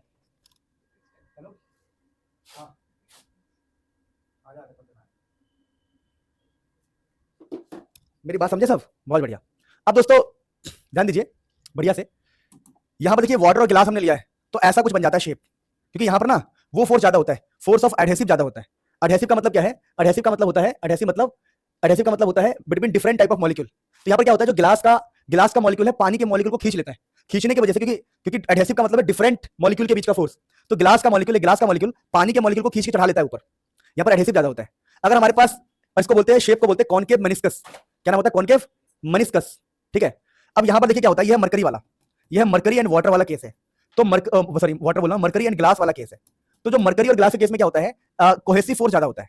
कोहेसिव की वजह से क्या होता है, गिलास के मॉलिक्यूल कुछ नहीं कर पाते, ग्लास के मॉलिक्यूल खींच नहीं पाते, तो पानी ग्लास पे नहीं चढ़ रहा है, तो यहाँ पर कोहेसिव फोर्स ज्यादा होता है। तो ये है ग्लास मरकरी, गलत लिखा हुआ है, ग्लास मरकरी, ये ग्लास मरकरी है, और ये कौन सा है? Water and glass. ये आप ध्यान रखिएगा, थोड़ा सा यहाँ पे गड़बड़ है। तो बेटा ये था हमारा कोहेसिव एंड एडहेसिव फोर्स के बारे में। अब यहाँ पर छोटी चीज देखो, जैसे एक बिल्कुल टाइम स्टार्टिंग में एक लिक्विड है और ये ग्लास का सरफेस, ये जो बना हुआ है ना दोस्तों, यहाँ पर ये ग्लास का सरफेस बना हुआ है और उसके ऊपर एक लिक्विड का ड्रॉप है। थोड़ी देर बाद ये लिक्विड का ड्रॉप फैलने लगेगा, और एक टाइम पर आके लिक्विड का ड्रॉप पूरी तरह फैल जाएगा और ये ग्लास वेट हो जाएगा, गीला हो जाएगा। अगर एक बूंद पानी डाल दूंगा ना मैं किसी ग्लास पे, तो पानी फैल जाता है, आप कभी नोट करना। तो पानी क्यों फैलता है? क्योंकि यहाँ पर क्या हो रहा है, molecule of H2O will go towards molecule of glass due to force of adhesion. Adhesion का मतलब क्या है कि एक प्रकार का मॉलिक्यूल दूसरे प्रकार के मॉलिक्यूल को बुलाएगा। तो यहाँ पर ग्लास का मॉलिक्यूल पानी के मॉलिक्यूल्स को बुलाता है, जिससे पूरी तरह फैल जाता है, तो पानी ग्लास को वेट कर देता है, पानी ग्लास को, due to force of adhesion. Adhesion मतलब ग्लास के मॉलिक्यूल पानी के मॉलिक्यूल को बुलाते हैं। क्या बात समझ पा रहे हो आप लोग? बहुत बढ़िया। अब दोस्तों मुझे लगता है कि इतना बहुत है आज के लिए, क्योंकि बहुत ज्यादा पढ़ लिया हमने, 3-4 पेज और रह गया है, वो हम बाद में ही पढ़ लेंगे। समझ रहे मेरी बात को? अब क्या करोगे, इसके नोट्स मैंने भेज दिए होंगे, देखा तुमने? और भी तो आएंगे, पहले तो भेज रखा है, नोट्स नहीं में रखे तुम लोगों ने? चलो तो प्यारे बच्चों, स्वागत है आपका। फ्लूइड्स में हम आगे बढ़ते हैं। सबसे पहले हम कवर करने जा रहे हैं कैपिलैरिटी। देखिए कैपिलैरिटी जो वर्ड है, कैपिला से आया है, कैपिला लैटिन वर्ड जिसका मतलब होता है बाल। तो कैपिलैरिटी में मान लीजिए बाल की बात की जा रही है, बाल जैसी चीज़ की बात की जा रही है, बाल, हेयर, है ना, समझिएगा, हेयर, बाल इस चीज़ की बात की जा रही है। कुल मिला के यहाँ पर बाल जैसे ऐसे पाइप जैसे स्ट्रक्चर होता है, उसमें स्मॉल स्मॉल बोर होता है, बोर को मान, ठीक है ना, समझिए, देखिए और tube of very fine hair like, बाल जितने पतले पतले, bore is called capillary tube. मतलब कि एक ट्यूब होता है जिसमें बहुत छोटे छोटे बोर होते हैं, बोर का मतलब जानते होंगे छिद्र, छेद, बिल्कुल बाल जितने, तो उसको हम कैपिलरी ट्यूब कहते हैं। अब देखिए कुछ एक्सपेरिमेंटल फैक्ट्स को समझिएगा। यहाँ पे कुछ एक्सपेरिमेंटल फैक्ट है। एक्सपेरिमेंटल फैक्ट क्या है, मैं आपको समझाने का प्रयास करता हूँ। देखिए कि मान लीजिए पानी है, पानी, और इस पानी में हमने ग्लास का ट्यूब डाला है जो कि कैपिलरी ट्यूब है, ये कैपिलरी ट्यूब है। तो पानी ने इस पर ऊपर चढ़ जाता है, तो लिक्विड इसमें ऊपर चढ़ जाएगा। और कई बार और मरकरी को डालेंगे, ना, अगर ये मरकरी है, तो मरकरी का लेवल नीचे हो जाता है, तो मरकरी का लेवल तो नीचे हो जाएगा इसमें, लेकिन पानी का लेवल ऊपर चढ़ जाएगा, ठीक है ना। तो ये क्या करता है, ये वेट द ट्यूब, ट्यूब को गीला कर देगा, क्योंकि पानी ऊपर जाएगा तो ट्यूब गीला हो जाएगा, और यहाँ पर तो मरकरी नीचे आ जाएगा, तो यहाँ पर वेट नहीं होगा, ट्यूब गीला नहीं होगा। तो यानी कि ऊपर भी उठ सकता है, नीचे भी आ सकता है। तो फिनोमेना ऑफ राइज और फॉल ऑफ ए लिक्विड, या तो ऊपर उठे या नीचे गिरे in capillary tube in comparison to surrounding, surrounding के मुकाबले, जैसे ये सराउंडिंग है तो यहाँ पर लिक्विड ऊपर उठा हुआ है, अगर ये सराउंडिंग है तो इसके नीचे उठा हुआ है, तो कैपिलरी अब कितने हाइट तक ऊपर उठता है, उस हाइट का फॉर्मूला ये होता है 2s cos थीटा भाई r रो जी, जहाँ पर s का मतलब है सरफेस टेंशन, r का मतलब है रेडियस ऑफ द ट्यूब, जो ट्यूब है उसका रेडियस, रो का मतलब यहाँ पर डेंसिटी है मित्रों, g का मतलब है acceleration due to gravity, cos theta का मतलब क्या है, एंगल ऑफ कांटेक्ट, यहाँ पर थीटा होता है एंगल ऑफ कांटेक्ट। तो ये हाइट का फॉर्मूला आप याद रखना। जहाँ पर ये सारी बातें, थोड़ी सी मेरी तबियत खराब चल रही है, सॉरी उसके लिए, काफ़ी ज़्यादा खराब लग रही है, मुझे तो लग रहा है कि नाक बह रहा है, तो इंक का काम नाक ही कर दे रहा है। ठीक है दोस्तों, तो एक्सपेरिमेंटल फैक्ट था, कैपिलरी समझा हमने, कैपिलरी एक्शन समझा, इसी को हम कैपिलरी एक्शन बोलते हैं, पानी का ऊपर उठना, लिक्विड का ऊपर उठना या फिर लिक्विड का नीचे गिर जाना। लिक्विड गिर भी सकता है, उठ भी सकता है, लेकिन लिक्विड अगर वाटर है तो गिलास के ऊपर उठेगा, मरकरी है तो नीचे दब जाएगा। अब एसेंट फॉर्मूला इंपॉर्टेंट होता है एग्जाम पॉइंट ऑफ व्यू से, इसकी डेरिवेशन के लिए डायग्राम को आप याद रखोगे। इस डायग्राम में एस का मतलब सरफेस टेंशन है, थीटा का मतलब है एंगल ऑफ कांटेक्ट, मैंने आपको बता दिया है। तो यहाँ पर देखिए ये सरफेस टेंशन है, ये एंगल थीटा है, तो इसके दो कंपोनेंट बनेंगे, एक बनेगा एस साइन थीटा, एक बनता है एस कॉस थीटा। वैसे यहाँ पर भी S sine theta S cos theta. अब देखिए जो एस साइन थीटा इधर है, ये वाला एस साइन थीटा इधर है, तो ये सारे आपस में कैंसिल हो जाएंगे और ऊपर जो फोर्स होगा वो एस कॉस थीटा होगा। तो यहाँ पर आप ध्यान रखिएगा, कॉन्सेप्ट होता है, छोटी सी बात कि कॉन्सेप्ट ये होता है, ध्यान दीजिएगा कि सरफेस टेंशन का फॉर्मूला होता है फोर्स पर यूनिट लेंथ। अब यहाँ पर सरफेस टेंशन की जगह पर हमें क्या लिखना है, एस कॉस थीटा, क्योंकि ऊपर लिक्विड ऊपर जाएगा ना एक बार, अगर ऊपर जाएगा तो एस कॉस थीटा, तो एस की जगह पर एस कॉस थीटा होगा, फोर्स की जगह पर फोर्स होगा, और लेंथ को हम 2 पाई आर लिखेंगे, क्योंकि ये सर्कमफेरेंस है, सर्कमफेरेंस 2 पाई आर होता है, तो 2 पाई यहाँ से मल्टीप्लाई होगा तो फोर्स आ जाएगा, तो 2 देखो, तो हमारा फोर्स क्या बन जाएगा, 2 पाई आर कॉस थीटा, तो 2 पाई आर कॉस थीटा यहाँ पर अपवर्ड फोर्स है, अपवर्ड फोर्स, अपवर्ड फोर्स, ऊपर लगने वाला फोर्स, ऊपर लगने वाला फोर्स। अब दोस्तों ये जो ऊपर लगने वाला फोर्स है 2 पाई आर कॉस थीटा, देखिए यहाँ पर 2 पाई आर कॉस, अच्छा एस छूट गया, आई एम सॉरी दोस्तों मुझे माफ कर दो। तो यहाँ पर जो एस है, ये एस भी तो आएगा ना, तो 2 पाई आर एस कॉस थीटा, तो यहाँ पर एस होगा एस, तो 2 पाई आर एस कॉस थीटा यहाँ पर एस होगा। ठीक है, अब देखो ध्यान से, तो 2 पाई आर कॉस थीटा जो ऊपर लग रहा है वो नीचे वाले वेट के बराबर हो जाएगा इक्विलिब्रियम में। जब हम हमारा लिक्विड ऊपर चला जाएगा तो क्या होगा, ऊपर के फोर्स और नीचे के फोर्स बराबर होंगे, तभी तो लिक्विड रुक जाएगा ना, ऊपर चढ़ने के बाद लिक्विड रुक जाएगा। तो यहाँ से मास का मतलब क्या होता है, देखिए मास आपका हमेशा होता है एरिया इंटू में, देखिए समझिएगा, जैसे मैं आपको बताता हूँ, डेंसिटी होता है मास अपन में वॉल्यूम, मास होता है डेंसिटी इंटू में वॉल्यूम, और डेंसिटी होता है एरिया इंटू में हाइट इंटू वॉल्यूम। अब एरिया होगा पाई आर स्क्वायर, तो पाई आर स्क्वायर हाइट इंटू में वॉल्यूम,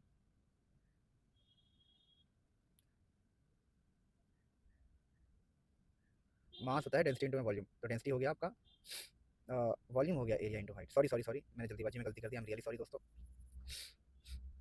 तो मास होता है, मास क्या होता है मैं समझाता हूँ, देखिए सबसे पहले डेंसिटी होता है मास अपने वॉल्यूम, तो यहाँ से मास निकालोगे तो डेंसिटी इंटू में वॉल्यूम, और वॉल्यूम का मतलब होता है एरिया इंटू में हाइट, तो डेंसिटी की जगह डेंसिटी रहेगा, एरिया की जगह पाई आर स्क्वायर, हाइट की जगह एच। ठीक है, तो ये हो गया हमारा मास का फॉर्मूला। तो हम मास को यहाँ पर कर देंगे pi R square H rho, pi R square H rho, और जी की जगह पर जी रहेगा। देखिए वेट का मतलब होता है एम जी, नीचे होता है फोर्स एम जी। तो अब यहाँ से हम जो कट रहा है काट के एच की वैल्यू निकाल सकते हैं, तो ये हमारा एच है, H inversely proportional to R है, H inversely proportional to density है, तो ये एच है, हाइट एस फॉर्मूला की डेरिवेशन एक लाइन में करा दी, कोई टेंशन वाली बात नहीं है। अब दोस्तों इस चैप्टर के अंदर आगे होता है हमारा बर्नौलीज थ्योरम। देखिए बर्नौलीज थ्योरम क्या कहता है कि अगर एक पाइप है और इसका ये हिस्सा एवरेज हाइट है h1 और इसका एवरेज हाइट है h2, तो इस कोने पर जो एनर्जी होगी, इस एंड पे जो एनर्जी का सम होगा और इस एंड पर जो एनर्जी का सम होगा, दोनों बराबर होगा। तो लिखा है sum of pressure energy, kinetic energy, potential energy per unit volume for a liquid is constant, यानी कि sum of potential energy, kinetic energy, potential energy, pressure energy, जितनी भी एनर्जी, प्रेशर एनर्जी हो गया, काइनेटिक एनर्जी हो गया, potential energy हो गया, वो कांस्टेंट है। कांस्टेंट का मतलब होता है कि जितनी वैल्यू यहाँ आएगी उतनी वैल्यू यहाँ आएगी। इसकी डेरिवेशन कैसे करेंगे, देखो दोस्तों पहले आपको ये समझना पड़ेगा कि वर्क का मतलब क्या होता है, pressure into change in volume भी वर्क का फॉर्मूला होता है, ये आपने बहुत बार पढ़ा होगा। तो यहाँ पर देखिए कितना वॉल्यूम में चेंज हुआ और कितना प्रेशर का डिफरेंस है। देखो हम ये मान के चलते हैं कि यहाँ का प्रेशर P1 है, यहाँ का प्रेशर P2 है, तो इनका डिफरेंस क्या होगा, P1 माइनस P2, तो कितना प्रेशर का डिफरेंस और कितना वॉल्यूम चेंज हो रहा है वही होगा work in terms of pressure. फिर चेंज इन काइनेटिक एनर्जी कैसे निकालोगे, अगर मास हमने डेल्टा एम माना है तो half M change in velocity का स्क्वायर, वैसे चेंज इन पोटेंशियल एनर्जी को निकालेंगे, अगर मास को हम डेल्टा एम ले रहे हैं, डेल्टा एम मास है, तो delta M G H two minus H one. देखिए मास हाइट का डिफरेंस ना, पोटेंशियल कैसे निकालोगे, V2 माइनस V1 का स्क्वायर, काइनेटिक एनर्जी के लिए, पोटेंशियल के लिए M G H two minus H one निकालोगे। नाउ वर्क एनर्जी थ्योरम क्या कहता है कि जो भी वर्क डन होगा वो change in kinetic energy plus change in potential energy के बराबर होगा। तो देखिए जो भी आपने वर्क निकाला, ये रहा वर्क है आपका P1 minus P2 change in volume, और ये आपका काइनेटिक एनर्जी का चेंज ये रहा, और ये आपका पोटेंशियल एनर्जी का चेंज है। तो यहाँ पर अगर हम P2 माइनस डेल्टा V को हम डिवाइड कर देंगे इनके नीचे, तो मास को जब वॉल्यूम से डिवाइड करोगे तो डेंसिटी बन जाएगा। देखो मास अपन में वॉल्यूम, मास अपन में वॉल्यूम, तो आगे क्या होगा दोस्तों, ये आपका P2 माइनस P1 सेम रहेगा जैसे यहाँ पर है, बस यहाँ पर हाफ डेंसिटी बन गया, रो V2 square rho V1 square, खोल देंगे इसको, देखो ये बन जाएगा density V2 square density V1 square, mass अपन volume density G H2 minus H1, तेरा density G H2 minus H1। अब 1 वाले को 1 के साइड कर लेंगे, 2 वाले को 2 के साइड कर लेंगे। अच्छा यहाँ पर P1 माइनस P2 था, आई एम सॉरी, देखो यहाँ से लिखा है, ये ना बड़े बुद्धू हूँ मैं, बहुत बुद्धू हो गया हूँ। ये P1 माइनस, एक्चुअली मैंने लिखा, ये मैंने किसी को नोट करने को दिया था अपने नोट से, क्योंकि मेरी राइटिंग बहुत गंदी है, मेरी शकल से भी गंदी मेरी राइटिंग है, सही बता रहा हूँ मैं आपको। यहाँ पर P1 माइनस P2, लेकिन हम तो एक्सपीरियंस लोग हैं, मैं पता है कहाँ पर क्या गलती हो सकती है, कोई देख के थोड़ी पढ़ा रहे हैं। तो ये P1 माइनस P2 है, तो 1 वाले को 1 के पास लाने, देखो ये इधर आके प्लस हो जाएगा और ये भी इधर आके प्लस हो जाएगा, 1 वाला V1 वाला और H1 वाला इधर माइनस में, उधर जाके प्लस हो जाएगा, और P2 उधर देखो यहाँ पर ऑलरेडी V2 वाला पॉजिटिव है और ये सॉरी H2 वाला पॉजिटिव है, और P2 भी इधर आके पॉजिटिव हो जाएगा। तो देखो P1 P2 रो V1 square rho V2 square rho G H1 रो H2, तो इन पूरे का सम इसके सम के बराबर है, इस पूरे का सम इसके सम के बराबर है, तो हम बोल देंगे pressure, kinetic energy, potential energy per unit volume constant होता है। ये बर्नौलीज थ्योरम का प्रूफ है, और बर्नौलीज थ्योरम से क्या सीखने को मिलता है कि प्रेशर और वॉल्यूम आपस में इनवर्सली है, क्योंकि यहाँ पर माइनस साइन आ रहा है, यानी कहीं सॉरी ये वाला वॉल्यूम नहीं है, बता दूं ये आपका वेलोसिटी है, क्लियरली कर दूं मैं कुछ बातें। यहाँ पर मैं माफी चाहता हूँ, मैं अगर गलती से मैं कुछ चीज़ें बोल रहा हूँ। काइनेटिक एनर्जी में ये वाला वेलोसिटी होता है। अगर मैंने कभी वॉल्यूम बोल दिया हो तो उसके लिए मैं माफी चाहता हूँ, क्योंकि अभी मेरी तबियत खराब है, बस मुझे आपके पेपर्स के लिए जल्दी-जल्दी सब चीज़ें करवानी है। तो ये वेलोसिटीज़ है, तो यहाँ पर ये जो वी है ये वेलोसिटी है, V represent velocity, please sorry for that. V velocity को रिप्रेजेंट करता है, V2 वेलोसिटी है यहाँ पर, ठीक है? ये वेलोसिटी है, तो pressure is inversely proportional to velocity. कहीं पर वेलोसिटी बढ़ेगी तो प्रेशर घटेगा, कोई टेंशन वाली बात नहीं है। अब दोस्तों एप्लीकेशन ऑफ बर्नौलीज़ थ्योरम पढ़ेंगे और फिर इस प्रकार से हाइड्रोलिक ब्रेक पढ़ के चैप्टर को खत्म करेंगे। देखिए बर्नौलीज़ थ्योरम्स की एप्लीकेशन क्या-क्या है, जैसे अभी हमने पीछे पढ़ा, pressure is inversely proportional to volume velocity. तो पहला एप्लीकेशन है लिफ्ट ऑफ एरोप्लेन या फिर एरोफॉल या एरोडायनामिक। एक एरोप्लेन का जो विंग होता है, विंग कुछ ऐसा बनाते हैं हम। ऐसा इसलिए बनाते हैं ना क्योंकि देखो हम चाहते हैं कि ऊपर के पार्टिकल्स की स्पीड बढ़ जाए। बी ऊपर के उसकी डायग्राम ऐसा बनाते हैं विंग्स की एरोप्लेन की कि ऊपर के पार्टिकल की स्पीड बढ़ जाए। उससे क्या होगा, अगर ऊपर के पार्टिकल की वेलोसिटी बढ़ जाएगी तो प्रेशर घट जाएगा। तो यहाँ का प्रेशर कम हो जाएगा। और सोचो मैं कहता हूँ कि नीचे है 1 एटीएम प्रेशर और ऊपर है प्रेशर 0.2 एटीएम, प्रेशर घट गया है। तो प्रेशर घटने की वजह से क्या होगा, नीचे से फोर्स लगेगा और एरोप्लेन ऊपर उड़ जाएगा। तो ऐसे किया जाता है देखो, तो लिखा हुआ है B has more velocity so less pressure होगा। ऐसा क्यों? क्योंकि बी का पाथ ज़्यादा होता है। Since path of B is longer than path of A but time period is same. क्या मतलब है, देखिए मैं कहता हूँ आपके पास 2 पार्टिकल है, समझाता हूँ मैं आपको। एक पार्टिकल है ए जिसको इधर पहुंचना है आगे, और एक पार्टिकल है बी जिसको आगे पहुंचना है।